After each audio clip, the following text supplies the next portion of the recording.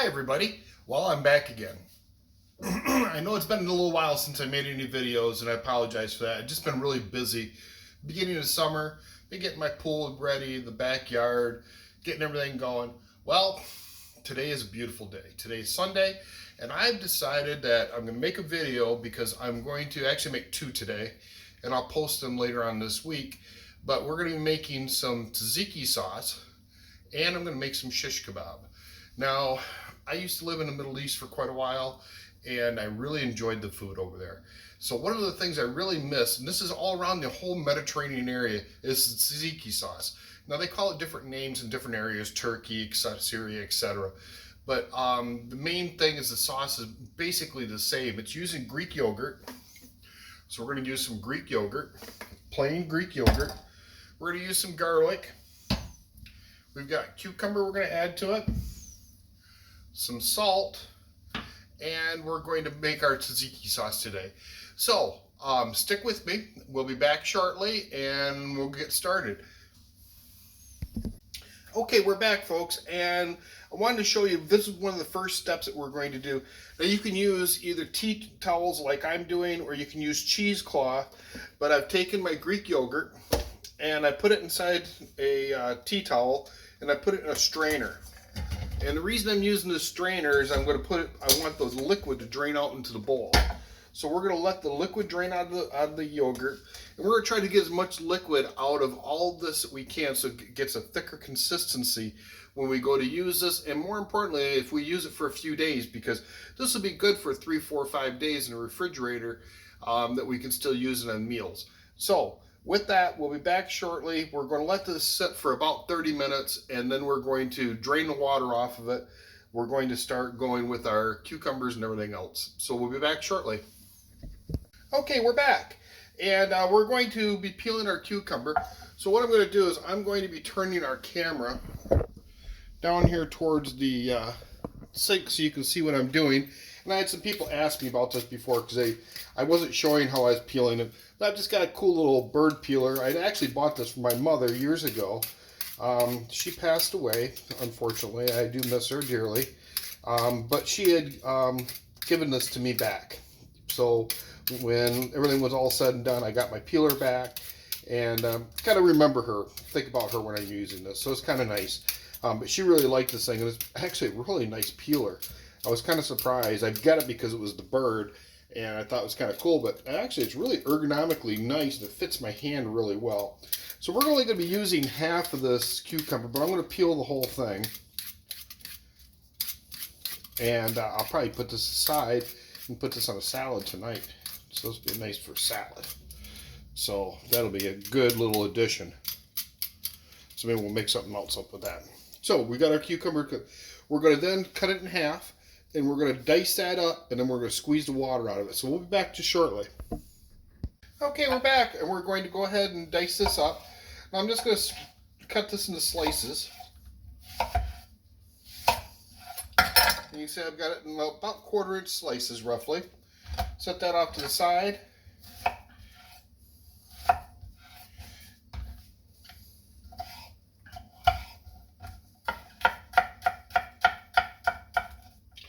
And no, I'm not a professional chef. I've never gone to a chef school or anything, but I have watched a lot of shows.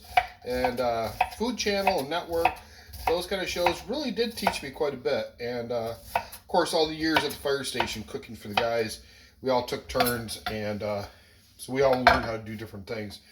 But this was something that I had eaten quite a bit over in the Middle East when I was over there. And I really enjoyed it. So what I'm doing now is we're taking the cucumber and we're adding it inside of our tea towel. We're going to put it in our tea towel and we're going to turn and squeeze this out. We're going to try to get as much moisture out of this as possible, and we're going to be adding that to our yogurt to make our sauce. So we'll be back in a little bit. Just like we did with the cauliflower, kind of twist and turn. You're going to get as much of that moisture as you can out of it. You don't want to crush it completely, so we're not trying to crush this all, but we do want to kind of squeeze the moisture out of it. So be back in a little bit. Okay, we're back. It's been about 30 minutes or so, and so we're going to take our yogurt, and we've got it still here in our tea towel. And there's the moisture that came off of it. we're just going to get that moisture out. Drain it out because we don't really want that in there. Okay, so we got our bowl back.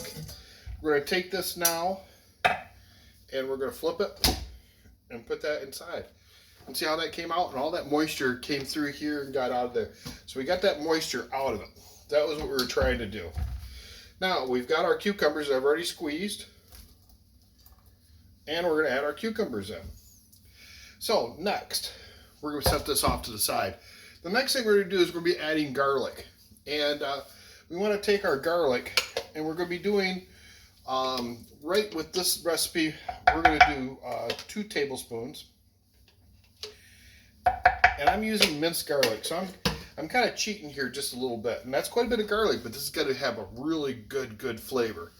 So we're going to take our chef's knife, and we're going to take our salt, and I want to put that coarse salt over top of it. So then when you do that, we're going to take our knife, and we're going to squish this.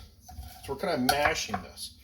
But the nice thing about using that salt like that is that it helps you to grind this down a little bit more. So we're trying to get this down and nice and mashed up so it releases all that good garlic flavor. Okay, now you're going to see there's quite a bit of liquid in this, and the salt's going to help bring out more of that liquid. So the next thing we're going to do with this, yep, that's right, we're going to put this inside a tea towel too, and we're going to drain as much of that moisture out of this as we can. Because again, we're trying to get all that water out of this as we can and get this into be a nice thick sauce that we use for our shish kebab. So when we get to our next video, we're going to be barbecuing that shish kebab later on today. We're going to actually smoke it over the grill. So we've got this like this. Go back to our tea towel. And you take your knife just like so and put it in here. And it'll kind of scrape right off the board.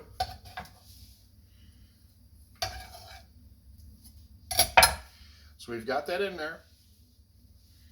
And we're just going to take this, and again, we're going to squeeze it. Turn that down so you can see it. And you can see I'm squeezing that water out of there. So we get as much of that water out as possible. Now we're left with this nice thick paste. This is what we're going to be adding. So we'll be back shortly. Okay, we're back again. So we're going to continue on. So some of the things that we're going to need the juice of 1/2 of a lemon. So we're going to take our lemon, and one of the best ways to do that is to go ahead and roll this lemon out, and then we're going to cut it.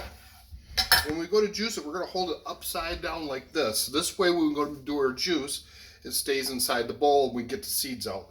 So we'll be right back with this. Okay, we're back. So we've got our lemon, and like I said, we're going to take this, we're going to squeeze it like this from the top. And we're going to get as much of that juice out of there as we can. So we want the juice of this lemon, but we do not want the seeds. Oh, there goes the seed. See, I got seeds in. So they kind of pop out. You see that last one that popped out like that? And you could actually feel those. So when you feel them in your hand, you can kind of catch them. So there's another one. So we got the juice of the one lemon, and we're going to mix that in. The next thing is going to be, we're going to be putting in dill. So we're going to add our dill. Now normally I will use fresh dill. Unfortunately today, when I went to get up this morning, I thought I had everything, but I didn't. So we're going to put 2 tablespoons of dried dill. Okay, so we're going to add that in there. Now, I just want you to know, normally this time of the year, my garden is going really well. But unfortunately, I didn't grow any herbs this year, and I'm going to do window gardens for those, and I haven't gotten them going yet. So I didn't have any fresh dill to use, but normally I would use 1/2 to 1/3 of a cup of fresh dill chopped up nice and fine, mixed in, and then I'd reserve some of it for garnish later on. So with this, we're going to do it this way. Now, the last thing that we're going to be adding into this, we've already added our salt because we used that kosher salt to kind of make that paste out of our garlic. So then the last thing we're going to do is we're going to add some fresh cracked pepper. So we got some fresh cracked pepper going in there. And I like a lot of that pepper. So you can kind of make your own mind on how much you want in there. But that is about 1/4 teaspoon. So roughly about a 1/4 teaspoon in there. So the last thing we're going to do is we're going to be mixing this all up. And then we're going to put this in the refrigerator. And we're going to want to refrigerate this for at least a couple hours to let all the flavors meld together.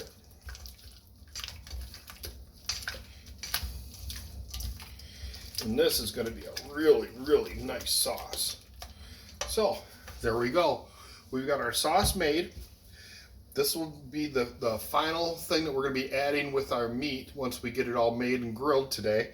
So we'll be back later on. We'll start making the shish kebab together. And the recipe that I'm going to be using is one that I'm pulling from Turkey. A Turkish friend of mine gave me this recipe. Actually, it came from his wife years ago. And I'm going to be using that recipe. So, I will be back shortly.